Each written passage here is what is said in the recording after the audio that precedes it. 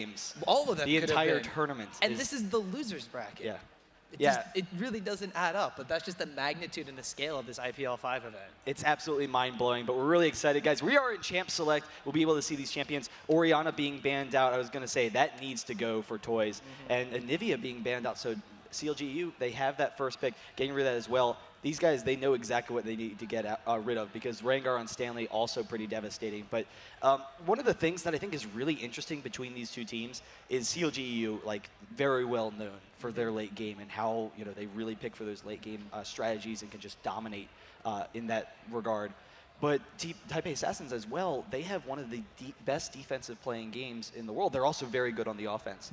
But when Toys is playing on Orianna or Karthus or Nivea, he can just shut down the game early on, and they're really good at reactionary play. So it's going to be interesting to see, if either of these teams are able to land any early aggression, or if it does kind of stretch out into one of those late game games. Well, one of the things too is Nivea is a champion that have been played by both Toys as well as Froggen. Both of them very well known for the champion. Being banned out by one side means that they don't want the other one getting at that one, as well as Zyra, Diana. You mentioned Rengar already being banned out. So these teams, they've done their research. They know what they want what they don't want the other team to have, and they know what they're going to be looking out for. We could right away for CLGU snatching away Ezreal as the first pick. Yeah, it's definitely a strong one. I was kind of thinking that they would go for the Kog'Maw. That's one of Yellow Pete's favorite champions, and it really works well with that CLGEU style.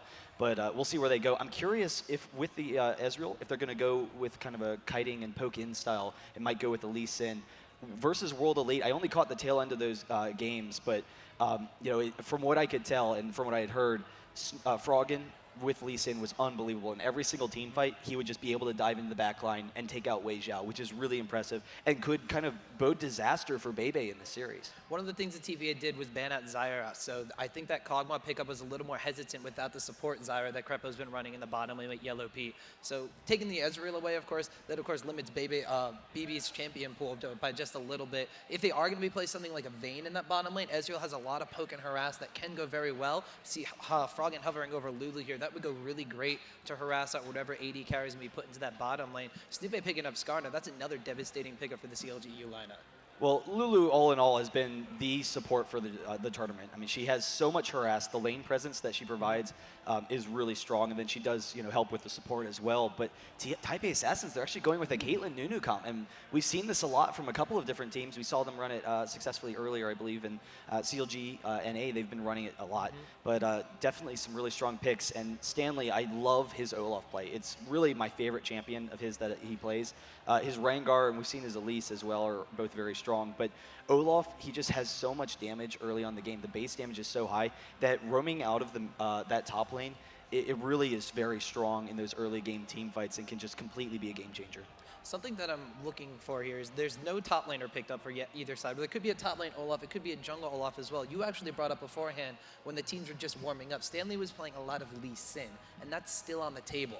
That's a possibility for both Froggen as well as Taipei Assassin. They are going to go at Mundo now, so we do know it's jungle Mundo with top lane Olaf, and that does still leave Lee Sin on the table, although we still have a top lane and a mid lane that need to be picked up for CLGEU. Of course, Aurelia's been banned out. Wicked's favorite of all-time champion, I believe. However, there's still a lot of other pieces still on the table. We could go with Rumble, which we've seen CLGEU running a lot more. Or Malphite as well. We've seen a number of champions in the past from Wicked. With the champions that are remaining, I'm kind of curious because I'm not sure exactly who they think that who they think Toys is going to be using, but I don't know, they maybe want to take away that Karthus pick. It could be really strong against the, kind of frontline diving team that TPA has with both Mundo and Olaf. Could, try and shut them down a little bit. But, the Caitlyn will be a little bit concerned. Yeah, the Lux definitely very strong. And, we've seen so far this tournament how strong Lux has been. And she has great sieging potentials, but also defensive capabilities very similar to Anivia. And there's actually that Malphite pick, which I definitely think is one of Wicked's stronger picks. And it's also very strong in the 1v2 lane. And he's used that in that lane a lot. And of course, with Lulu on the team, we all know the synergy between the Unstoppable Force and the Wild Growth, how everybody's basically being knocked out twice in a row. That's going to get a lot of CC from the team of CLG EU, while Ezreal and Lux from the back lines are going to be able to poke and prod away relatively safely. That's going to provide a lot of crowd control. So not only do they have to break through the tanky line of that Malphite, not only are they going to have to get around Snoop Skarner, but then they're going to have to chase after a team that's been kiting them after they've been slowed by the after effects of that Lulu ultimate, after they've been ground slammed and seismic sharded away by that Malphite. There's a lot of potential here, and you did call the Karthus pickup coming out from TPA. Yeah, I actually thought it was going to be on CLG EU, but it is one of Toys' stronger picks. So I was curious whether or not they would use it. I thought it might be a little bit an issue because Karthus can't shut down Ezreal, but he will work versus the rest of the team. So that's going to be a really strong lane matchup for them. And one of the things when they're running this Karthus, a lot of the times, Toys, he's very aggressive about leaving that mid lane and roaming down into some of the other lanes. Karthus tends to be a little bit more stationary, but the ult really helps out a lot. And if he is running that teleport, he can put on a lot of pressure. But the pressure mostly is going to come from Lil Balls. So these lanes, these are lanes that are going to isolate themselves. Caitlyn and Nunu, they're going to be comfortable laning against Ezreal and Lulu in that bottom lane. And then Stanley on Olaf, he's going to be comfortable in that top lane as well. He has a favorable matchup there. And then it's going to be about Lil Balls trying to counter out Snoopy and trying to see, all right, where is Snoopy going to be ganking? I'll be there first, and then just use my the strong early damage from Mundo to try and win those exchanges. Though Skarner does also have very strong early damage. That's true as well. But also, when you were mentioning beforehand, they might do a lane swap here. Both Olaf and Malphite are going to be strong 1v2 laners. Yes. However, if Snoopy is going to be, what we've seen a lot in this tournament is the team that usually does the 1v2 lane swap initially is the team that usually camps that lane with the jungler to try to get the 3v1 dive. Dr. Mundo can recognize when Snoopy is going to be going for that, since Skarner is at the most powerful early ganker in the game. He could go in and counter jungle away a lot of that jungle. We've seen Snoopy on Skarner just earlier in the tournament get completely shut down by an Olaf who was going into the jungle and trying to steal away his farm. Although in classic CLG EU style, they stalled out long enough for him to become relevant. Yeah, that could be a serious concern for them, but if Snoopy does get off to a good start, that's going to be really dangerous for Toys in particular in that mid lane. So they're going to want to get really good ward coverage. That's something we always see from the Taipei Assassins is their fantastic ward coverage across the map and just the presence from Lil Balls. But the Lux bind with the Skarner ult, like that's a really dangerous combo, and they're looking for those quick pick-off kills. And so CLG EU, their team, it will do fairly well throughout the entire game, but definitely a little bit more of an early game team. I mean, it has that great quick pick-off potential to try and snowball from, and that's definitely what they're going to be looking to do. Taipei Assassins, on the other hand, they just want to shut down those lanes and out-farm CLG EU. One thing you brought up was the great ward coverage that Taipei Assassins bring to a game. One thing that CLG EU also brings to a game are those early Oracle looks. Actually, Little Balls does it as well on his junglers, but it's going to be a battle for vision, and that's what's going to that's basically what I think is going to make it be a very long game. Both of these teams are going to be struggling for positioning battles. Both of them don't want to get in engagements that they can't possibly win. On the side of TPA, they picked up that Karthus, who although he might not have the most fun time in lane, he has that wall of pain, which not only he can use on the offense, but defensively, if CLG EU starts an engagement, they could split up the squishy champions that want to get that kite from their tanky front line, and they could disassemble one or the other just from that. Yeah, it's going to be interesting. I mean, like you said, Karthus and Nunu, it's going to provide a lot of protection for Bebe in that backline.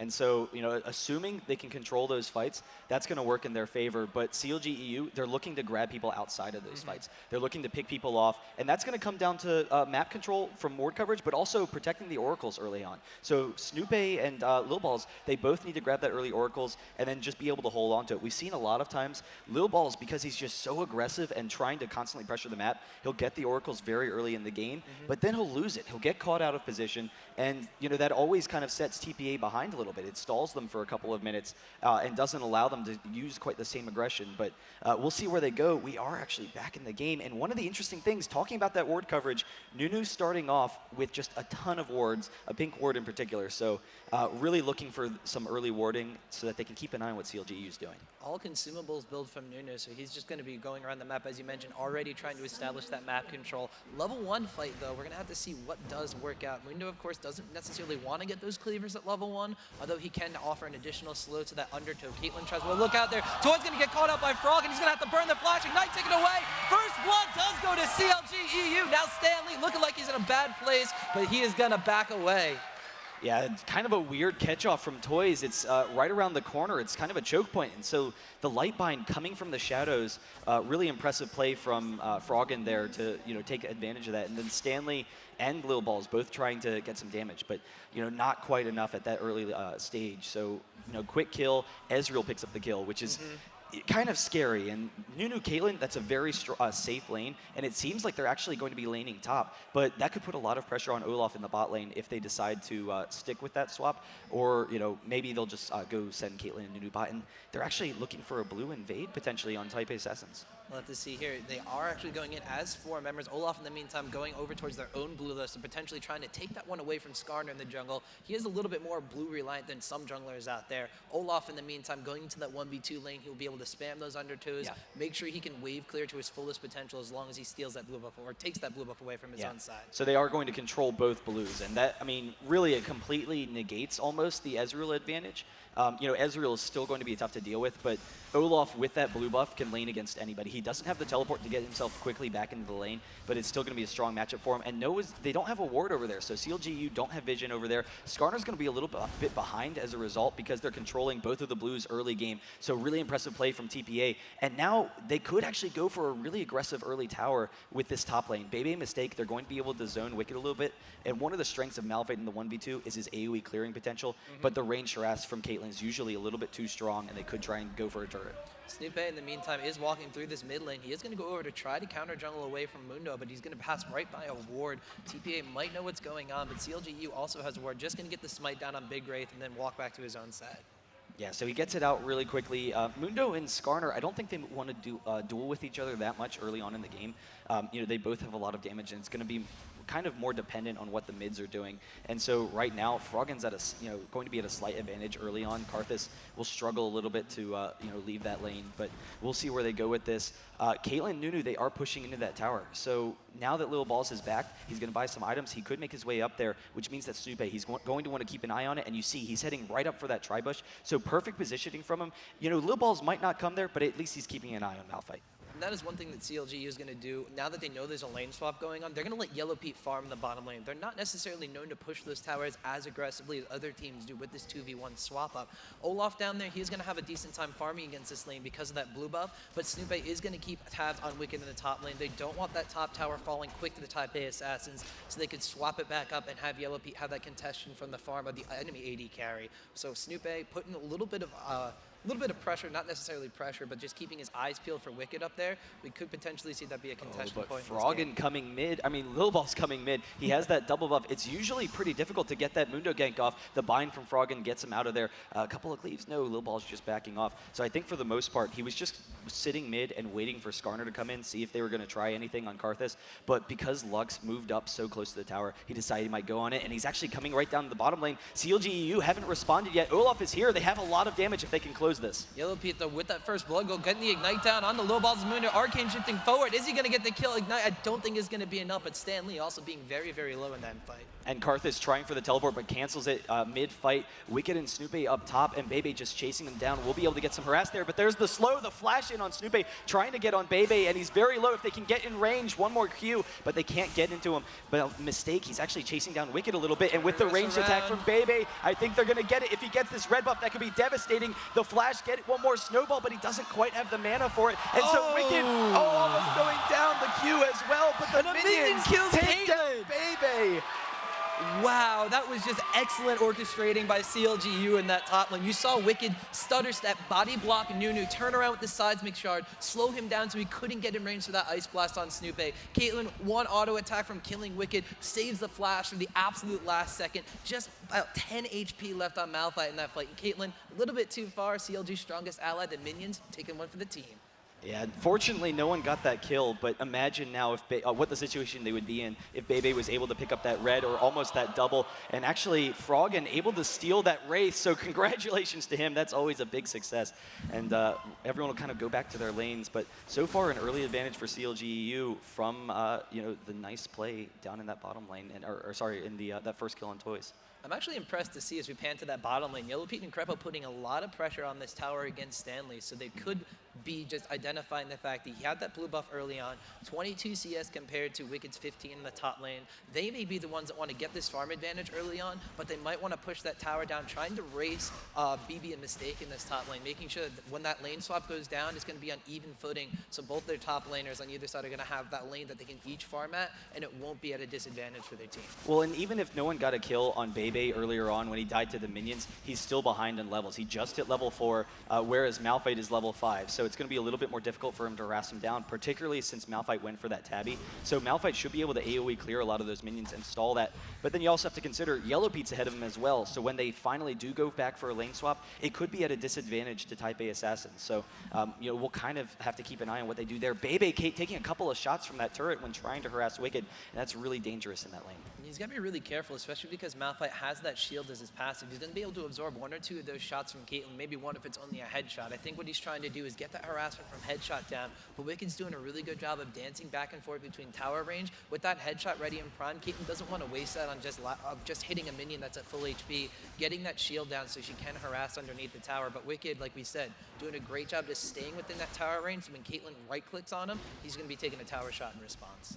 And with that really strong wave bottom, a couple more hits on that turret, they're actually winning or actually it's basically even in that poke battle for both turrets, both the top and bottom almost going down. But we'll have to see how both of the mids start to get more involved in the game. Toys, he did use his teleport earlier and canceled it, so it's back up again. It's a shorter cooldown when you cancel, so definitely a good play on his part. And he's starting to try and take those Wraiths, but we'll see if Froggen allows him. He does get the big Wraith, and Froggen, he has that range. Can he get the blue? No, just barely not able to take it. Doesn't quite have vision, just going for the blind steal, and Karthus will be able to grab that. Yeah, one of the points that we're going to have to take a look at is when these, as you mentioned before, having Froggen take away that big Wraith from Snoopé.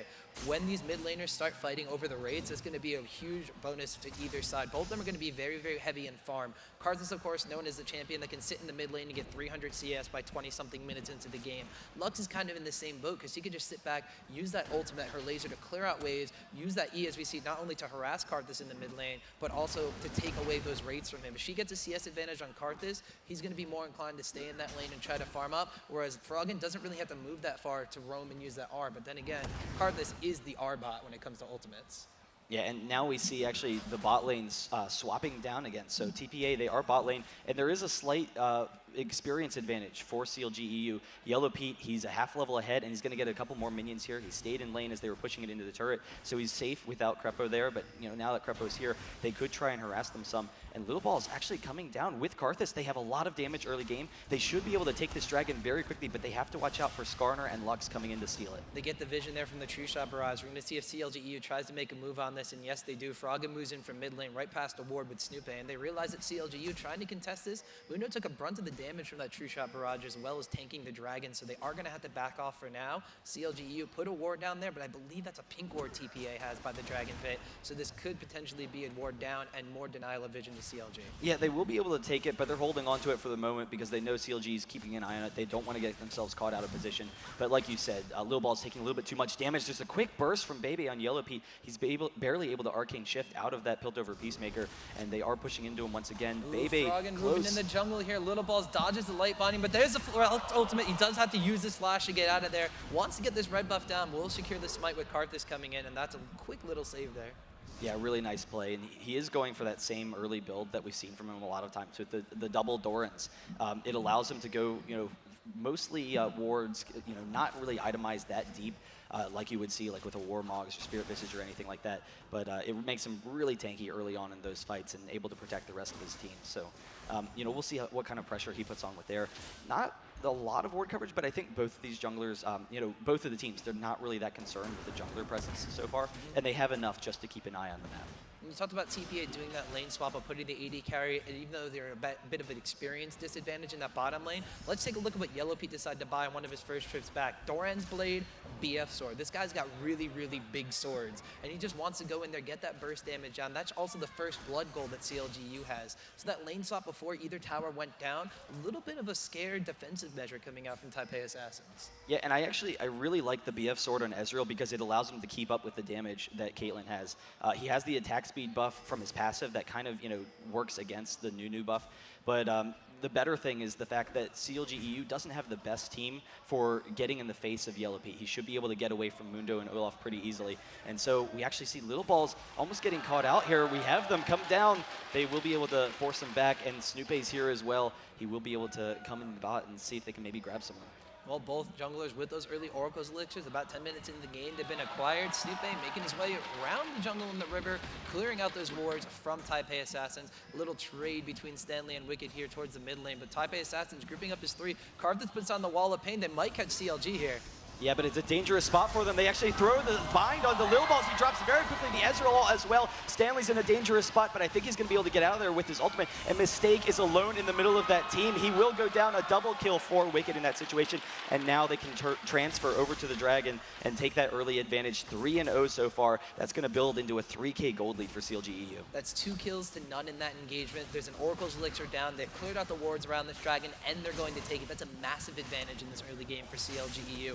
And no one really expects Froggen's Lux to deal that much burst damage. All he has is a Chalice of Harmony. You saw how low everybody from Taipei Assassins got. They grouped up, went around that Karthus wall of pain, thinking that they can get the jump on CLG. That Lux laser tore through all 3 members through the river, and it just decimated them. Yeah, and it's kind of surprising. Mundo, he's not that tanky yet, so for them to try and force a fight, and knowing that Karthus was being zoned by Lux coming into that situation, they didn't have enough damage to take him down. They grabbed the bot turret, so nice play from CLG EU, continuing to put the pressure onto the Taipei Assassins. But I'm a little bit surprised that Little Balls and Mistake actually tried to force that situation, because it really didn't seem to their benefit. I think Taipei Assassins really wanted to get that first Dragon of the game, and they were just a little overzealous with the pressure they were putting on CLGU to back them off of it. Everything, though, kind of going in sequence for CLG at this point. They won that team fight. They didn't lose anybody. Cleared out the wards, got the Dragon. We saw as mid lane of there where Karthus was clearing out some minions. It's about half HP, that tower. Wouldn't be surprised to see CLGU make their next target that mid lane. TPA is going to respond by taking this top tower soon if Snoopy is not able to clear out all these minions. But Stanley really wants to get that down and get his team a little bit more forward map presence to establish them in this game. Yeah, and it's been interesting. We actually haven't seen that much Skarner so far this tournament, because for a long time now, he's been one of the strongest map control junglers for a while. We've seen a lot of Mundo, mostly from Little Balls, but the pressure that Skarner puts around the map, the mobility is definitely very strong. Another steal attempt from Froggen, not quite able to get it, but still, the second he hits one of those, that's going to be a big advantage. Not to mention the fact that they cleared all the minions in his wave with that too, so he still got himself a hunk of gold for his efforts. He is also going to be able to pick up his own blue, so he's not that sad that he wasn't able to get the enemy's blue. Would apply, a little bit more of an advantage for his team, but he's going to return to lane with Karthus, and they're going to sit back and forth and farm with one another. We did see actually Caitlyn returning to her base at this point in time, picking up a BF sword, trying to match that damage output coming from Ezreal. Although Yellow Pete, I don't think he's gone back. He has gone back once in order to get those Berserker's Greaves, but he still should have a decent chunk of gold from all those objectives that CLG just took. Yeah, he has a little bit, but still farming. He was able to grab the Vamp Scepter, and I think the early AD item is really going to help him out, particularly against some of the tanks that Taipei Assassins have, and the fact that he needs to be able to take on Olaf if Olaf is diving on him in the back line, and Mundo as well. So having that damage is going to help. From Little Balls, Wicked. Actually, the shield's been popped by BB, but they're going to back off as they see Crepo is waiting in the bush down there. Yeah, Snoopy's actually coming down. Little Ball is close to wandering into him. Wicked's here as well with the ultimate, could potentially use it, but will back off. Wasn't sure that they had the same sustained damage considering it's versus Caitlyn. And in the meantime, Stanley actually zoning off Ezreal some in that top lane, but they're comfortable with that 1v1. They just want Yellow Pete to, kind of hold on to Stanley up there. It's interesting, though, because this is like Caitlyn really come back into the farm for this game. 103 CS compared to 102. We saw how Stanley will jump on Yellow Pete any chance given. He wants to get this farm as it pushes in towards the tower, but Stanley was doing a good job of kind of freezing the lane towards the middle, so it's actually denying Yellow Pete a little bit more CS. They're not in a rush to touch down this tower if they know that they can get Caitlyn some sort of advantage over Ezreal. And the Wraith Wars have started mid. Froggen getting some pressure up there. Ezreal just using his ult to clear some of those waves, but Froggen was able to steal another Wraith camp from TPA. So, if he can start to do that, try and get ahead of Toys in that mid lane, that would definitely help them out a lot. But the single target burst from Lux right now is just insane. And everyone right now is weak enough to basically be one shot from Froggen if they can catch them off. So, CLGU might start putting on some pressure because of it, but, for really definitely want to get out some wards so that they can have those opportunities. And while Yellow Pete's away, Stanley will take that top lane any day. While there's a gaggle of Taipei Assassins grouping up in the mid lane, Lil Balls is going to go back, secure his own red buff. Taipei Assassins now at that tower down, might be getting a little confident, trying to put a little pressure back onto CLGU, but just look at the damage that Froggen's able to put onto BB, taking away about a quarter of his HP from one spell from Lux. They're going to have to be really careful. Froggen may not have Anivia, but Lux is also a great champion deterring these pushes from enemy teams. Yeah, it's pretty difficult to push into a Lux. So a lot of times you need to see those kind of split push strategies. They have a team that can control multiple, or TPA has a team that can control multiple lanes at once. So, that's one of the strengths of Olaf, Karthus, and, Caitlyn and Nunu. They can all shut down whichever lane they're in. And so that's going to allow them to kind of counter out that Lux a little bit. They won't have to lane against Froggen that much, but it's still going to slow them down a little bit. And it's really just, a controlled game right now. Both of these teams waiting for their opportunities. But Stanley caught off in the bot. If Snoopy actually comes down for it, he's dueling with Wicked a little bit, and Snoopy not coming in from behind, doesn't really know where he is, but is able to grab a ward on his way. Yeah, clearing out the ward. I think they knew that Stanley knew exactly what was up with Snoopy coming in, so clearing out the ward and backing off, Wicked applying a little pressure like they wanted to feign the gank anyway. Little Balls actually bought a second Oracle's Elixir, so he is spending a lot of money trying to clear out these wards. Only double Doran's shields compared to the double GP10 items that Snoopy has, in addition to his CS lead. So, bottom lane though, Stanley and Wicked still trading back and forth with one another. Little Balls looked like he wanted to motion down, but deciding against it. Yeah, the sustained damage from Olaf at this point should be enough for him to beat Wicked in that situation. He actually gets some really nice harass with his true damage there. But Caitlyn and Nunu heading back up top again. Everyone's just kind of comfortable with controlling their own lanes and just trying to farm back into it. And so CLG, they have a slight advantage, but it's really not that significant at this point. There hasn't been any sizable recognition for it, but we'll see what they start to do, particularly once Lux finishes a Rabadon's potentially, because Ezreal, he's just finished his Bloodthirster. He wants to get a couple of stacks on it, and Lux finally has a lot of damage, and that's really a key point for them. And not to mention the Sunfire Cape on Wicked, that actually is going to open up a lot of opportunities for them to potentially force fights and maybe just bully them off of this mid turret or force a dive. Well, that mid turret for Taipei Assassin even Little Balls real quick. Ooh, Krepo actually sniping him away there as Froggen came in from the side as well. Now Krepo with a red buff. That's a double slowing Lulu. That's a scary prospect. And Froggen just sitting in the shadows. That's the quick burst damage. He's able to take him down almost immediately. CLGU off of this, they're going to be able to push a dragon. And Stanley, he's actually trying to group back with his team. Wicked's right behind him, so they might be caught out a little bit there. But Karthus and everyone, they're kind of sitting around cautiously. They grab the dragon, and we'll be able to back off safely. Another Oracle's Elixir down on the side of Taipei Assassins as well. So Mundo has spent about 800 gold on trying to clear out wards, not counting any pink wards he's decided to buy. Still a lot of items behind Snoopy's Skarner. You see Krepo and Snoopy just walking around trying to contest his blue buff. Looks like Wiggle was coming in from the side. Now they're actually deciding to dive onto this mid tower. BB's got in a bad spot. He's going to get impaled there. Yellow Pete will wind up taking down the tower, has to flash away. BB is going to get down by Yellow Pete. Here comes the Karthus ultimate though, but there's the Lulu ultimate on Snoopy, so it looks like he's going to be okay. Krepo though might go down. His toys with the Defile is going to tick away. Wicked very low, gets stuck by the wall of pain, is going to get taken out by Karthus there, but now Stanley is extremely low. Yellow Pete, he's in a 3v1. He might take down all of Taipei Assassins. They have to back off, but if Froggen can get another bind, he gets a slow. Little Balls goes down. There's the Ezreal ult as well, trying to pick up Mistake, can't quite grab him, but Caitlyn going down early on in that fight was absolutely perfect for them because CLGU, they were all very high coming into that Karthus ultimate, which meant that he really wasn't able to get that much off of it, and Yellow Pete being up, once CLGU was able to regroup back in that mid lane, they had a serious advantage against them. And then TPA trying to chase them down, all clumping up, coming into that mid lane. It set up Froggen perfectly for the ult. And it looked like it was actually going to turn around there for Taipei Assassins. CLG did dive very deep into their own mid lane there, going as far as the second tower in order to get down BB's Caitlyn. Karthus' ultimate did a lot of damage to everyone, but Krepo's ultimate on the Skarner let him live and also let all those people in the area that grouped up in the woods just get knocked up as well. Slowed after that, as you mentioned, the Froggen ultimate dealing a lot of damage in that situation. Then Yellow Pete, unscathed the entire fight, came in as the janitor. And now Little Balls, he lost his Oracles a while back. Mistake picks one up as well, so he can try and prevent some of that aggression from CLGU. He's already found 3 wards himself, so he's able to grab a couple of there. But Little Balls, again, I talked about it coming into this game. He gets that early oracles, but a lot of times, because he's still trying to be aggressive in these fights, he'll lose it really quickly and put himself behind, which is kind of surprising, considering how strong of a jungler we've seen him to be. But we'll see whether or not CLG can take advantage of that. I mean, that's a 6K gold lead now, and it's even more significant considering that they lost their oracles. Yeah, it's about 1,200 gold spent on oracles elixirs. One is still alive, a mistake, as you mentioned. You just picked that one up. But that's almost like a 6K gold lead when you factor everything in together. So CLG doing a really good job of being, they have what we would call basically a standard CLG EU comp, but they're still being extremely aggressive with it. 7 kills to 2. They have 2 towers down compared to the 1 that Taipei Assassins have. And if you look at TPA's side, they're being extremely defensive. They're a little bit scared even to go as far as these raids. There's a ward going down from Yellowpea. He's trying to snipe away raids. He thinks he's frogging in the mid lane now. But CLG EU is just roaming all over TPA's jungle. Yeah, I mean, they have complete control of this map right now. And TPA right now, they can't fight in the jungle considering how strong Froggen is. And Wicked as well. They can set up a really nice ultimate combination that'll just absolutely destroy them. Froggen trying to bind over the wall, can't quite hit it, but now Crepo and Yellowpea coming in as well. They're going to be able to drop this tower very quickly. Stanley moving in, but the tower is already down, and they've got some great pressure.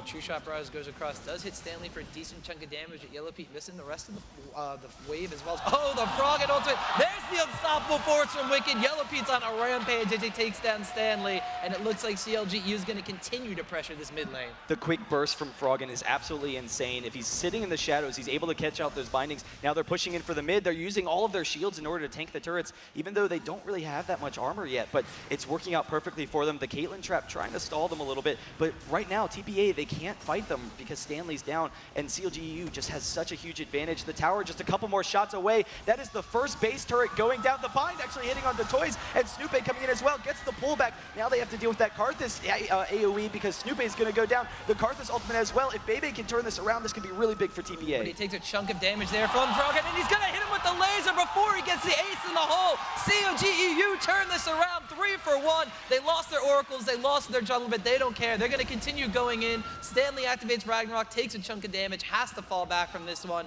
and CLG is looking super strong. Oh, Caitlyn, that's one of the weaknesses, is you're going to throw yourself off the Ezreal ult, trying to get Mistake, can't quite kill him, he's able to get back into his fountain, but the inhibitor is down. Stanley just barely missing that binding, but Yellowpea, everyone, they're just all so strong at this point in the game. And then, TPA, they really can't deal with the Lux because CLGU as a team, they can kite, play very defensively, and TPA as a team that needs to dive in. There's another binding, Stanley almost going down. He's standing right on top of a ward, and he still ran into it. That's just Froggen there with his pinpoint accuracy on Lux. CLGU now, they took 2 towers in that push. They took basically what seemed to be 1.5 team fights. They got down an inhibitor.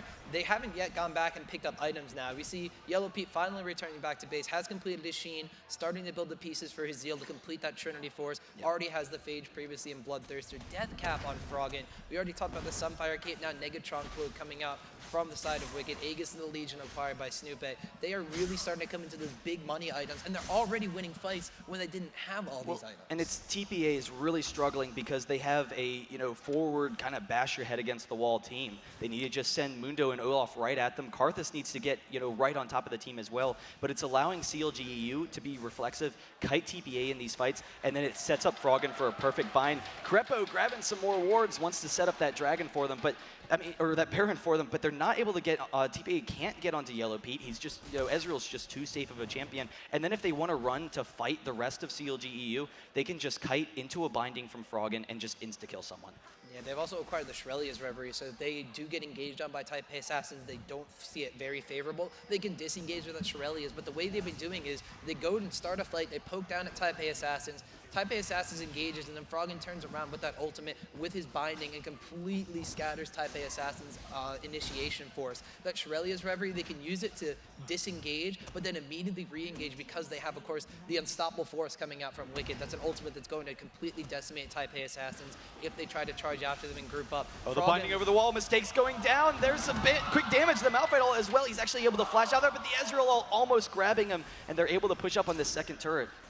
And now CLGU, they are going to wind up taking, there we go. The tower goes down in the bottom lane here. Now they're pressuring on yet another lane of Taipei Assassins. 11-3, it's about 25 minutes into the game. And Taipei Assassins, they're not really as strong as they should be at this point in time. They're not as strong as it would be when all these inhibitors are normally going down. They're going to have to defend that mid lane if it gets that way. But Froggen with a binding and a laser going to take out BB. He's down again. Toy's getting pulled out of the fight by Stupe. Yellowbee's going to get the kill there. Froggen with a Lulu ult will finally be shut down. Karthus goes down in the fight, is going to wind up using the Requiem. No one on CLGU is going to die. Now they're chasing after Stanley. He's going to go down. A mistake. You're the only one left from Taipei Assassins to defend against 4 raging members of CLGU. And that should be it for CLGU in this fight.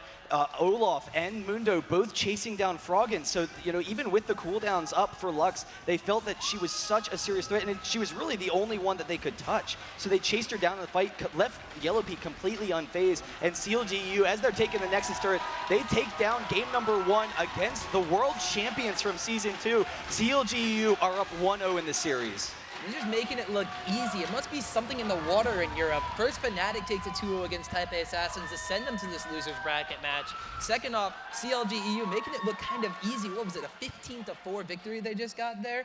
I mean, Froggen on Lux, that was absolutely devastating, the amount of damage he did, especially for that early in the game. It really even just started to turn around at level 6. As soon as he got that ultimate, Froggen was killing people left and right. Yeah, and so secret to CLGU's success, let Froggen play whatever the hell he wants. I mean, that's really just it. I mean, really impressive play. I think we had someone in the crowd yesterday had a ban Froggen sign. That might be what Taipei Assassins has to do. Yeah, that would maybe work out for them. But I think Taipei Assassins, they really just need to hope that they get one of their stronger champions on Toys. And Toys, several targeted bans, he's not able to get something that would potentially be able to combat that Lux. So, Lux really just taking over that game.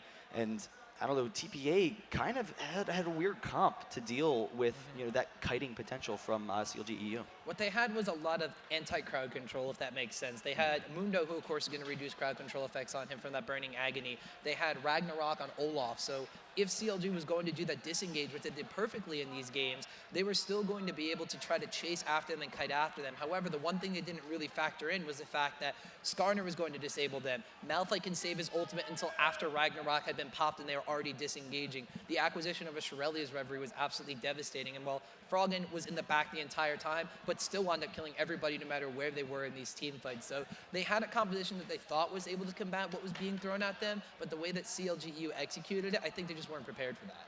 Yeah, it was definitely really a dangerous situation for TPA. They never really felt like they were in the game. So we'll see, what they can do coming up in this next series.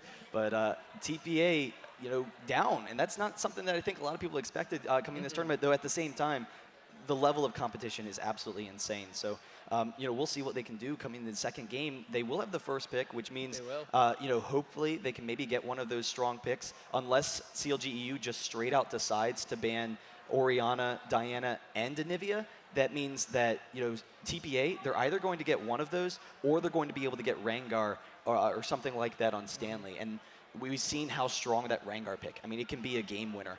And so there's really, now that they are on the blue side, not enough bans for CLGU, and it's going to be interesting to see what happens. I think the Anivia mind game is really going to kick into effect here. If TPA doesn't ban out Anivia, it's going to be on CLGEU, considering they have first pick. Do we ban the Anivia? Who else do we ban if we use one ban on Anivia instead? What is our response going to be to that? And if Taipei Assassins are the ones that do decide to ban out Froggen, banning out Diana, they could ban out Anivia. Lux, but because they have that first pick, they can sit there and wait for what CLGU is going to ban. And TPA, they don't need to ban out any of those champions because they want to guarantee that Toys is sitting on one of them. So, there's 3 AP mids that we know Toys is notoriously powerful on. They could go with the TF as well. We didn't see TF in that game, but TPA definitely really like that, and they've shown great success with the TF and Caitlyn Nunu combo. If they want to go for a more aggressive jungler like a Mundo again, they could possibly go that Twisted Fate, try to teleport down. If they do the 1v2 lane swap again, that'd be devastating. If you have 4 people diving a tower very early on against like poor Wicked in that 1v4 lane at that point, I mean, that could just be something they need to snowball that, get the tower early, then transition to a more powerful mid game. All right, but thanks, guys. That was game number 1. This is IPL 5 once again.